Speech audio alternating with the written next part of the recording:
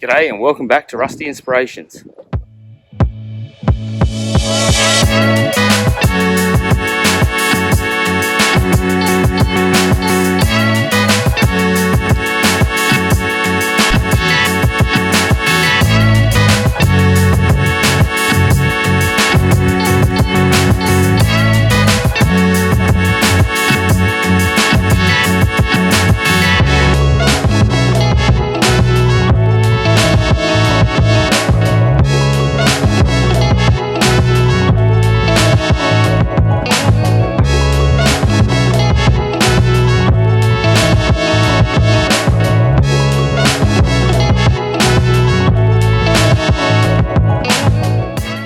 Now, as you've probably already noticed, this is not the Supercut's first mow. I have already had it out quite a few times. Just been a little bit busy to film, and honestly just enjoying using the machine without a camera in my face as well, which is sometimes quite nice, believe it or not. Yeah, as you can see, there's quite a bit of paint off the rollers already. The back one wore off pretty quick, so I just finished it off. I was very aware that wasn't going to stay on there for long, and to be honest, I'm quite happy with that. It just doesn't bother me at all. So yeah, I guess the best option would be to vulcanize, but hey, I'm not really into spending that much money at the moment. As I've said earlier, eventually I do want to change that front roller out, maybe a grooved aluminium one, but for the meantime it will do just fine the way it is. So I did give this thing a light back lap before I got it up and running. It didn't take much at all, just one quick back lap and she was cutting perfect. I was very happy with that because I wasn't overly satisfied with how it was straight off the grind. It seemed pretty far from perfect, but all in all, it wasn't far out at all. So that is now motor absolutely running a treat. So happy with that thing. I don't think it's done a whole lot of work. The clutch that we got redone, it's all working sweet. I've been over it a few times, you know, just looking for loose bolts and whatnot. Do want to get a chain guard on here in the long run, you know, obviously for safety, and the other reason is a lot of grass gets up in here. Another issue I've had, and I did think about this in the build, but I kind of ran out of time, is the grass getting in the side cover. Not where you would think it would either. So, as you can see, because this reel is wound down so far, we've got a little gap up here. Now what I want to do is pull this reel back out again, cut something nice and thin, you know, maybe a can or something along them lines, and just sit it behind there, maybe have it so it bends over the top and bottom so it can't slide out the bottom or slide up, and just to cover that hole and still be fully operational and not let the grass get into the side cover. I knew grass was going to get in there. It really surprised me how much grass got in there. What have we got here? Hey, this is the new random spot dethatcher, and he does a mighty good fine job of that, don't you, mate? Hey, nevertheless, we still love you.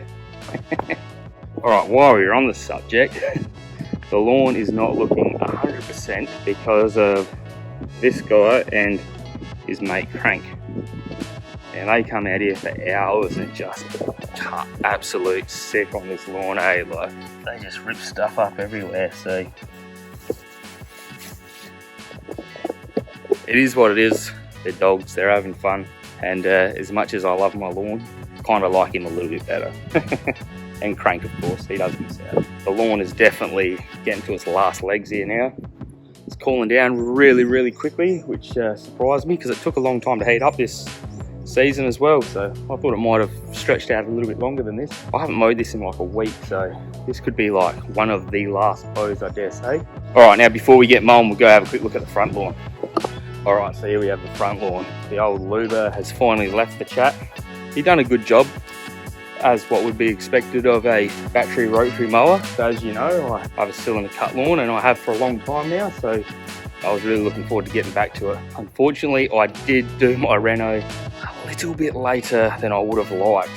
Come back in leaps and bounds, like first week, two, just absolutely growing like crazy. I was like, yep, we're on track here. And then it just stopped like that. So it's all but back. I have been cutting it with the Supercut, but yeah, it's not going to come back in this area before winter. That's just as far as it's going to get, so not the end of the world. We'll get it back in spring and summer, I guess. It's not going to need much of a reno because it's pretty well already done. Alright, let's go kick this Supercut into gear. Before we get into it, I've got a new sticker for the sticker swap. And this is probably perfect time to show this sticker because he's doing the same sort of things that we did with the Resto on this, and that is Project Restos. If you haven't already, go and check him out on YouTube and Instagram. I think you'll be pleasantly surprised. Awesome content, great videos and all the rest, so check him out.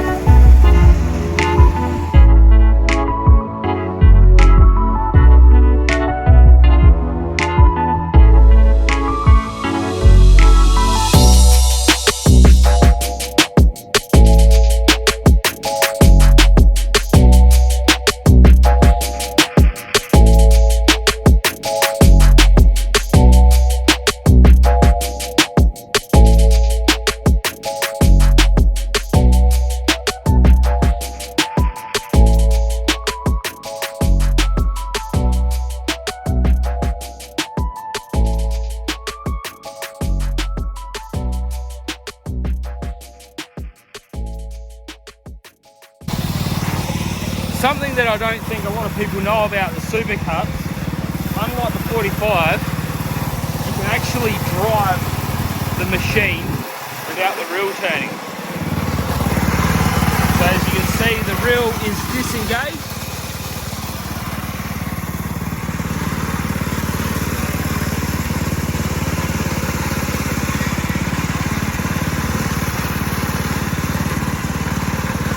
Bit of useless information. Let's go mow the front lawn.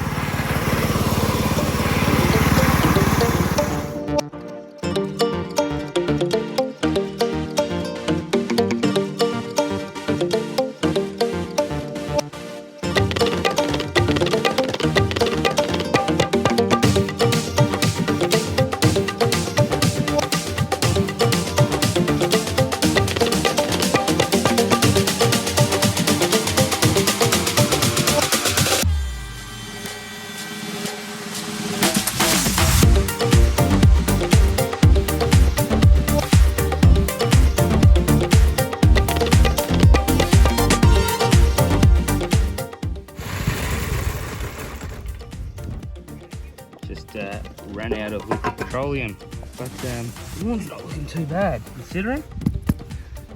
Don't look over there though. Looks horrific. Triple cut out the back. I think we'll still double cut out the front here. That clutch is working exactly as I intended it to. Best thing I ever did.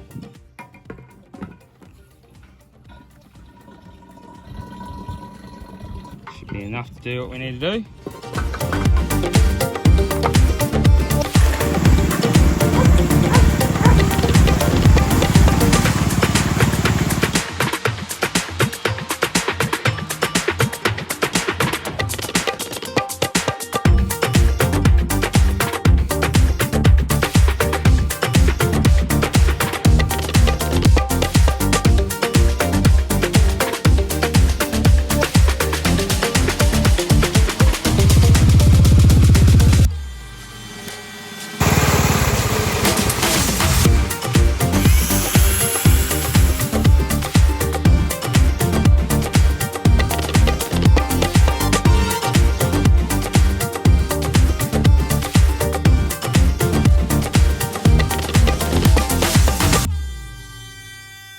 Well, that is looking a lot better than I thought it was going to. Don't look over here, because as I said, that looks absolutely horrendous. Considering we did this in early March, and we're now 7th of April, it's definitely cooled down a lot. It's come back relatively well. Obviously, there's a different story because of the shade. Like, what is it? It's 4 o'clock now, and that's in complete shade, so... 10th of March. Yeah, so yeah, a month. As I said, it's slowed down after the first couple of weeks a lot. It still might recover a little bit before then. Not too bad. This Supercut does well. So anyone that's been following along knows all about the clutch modification. That clutch is working exactly how I intended it to.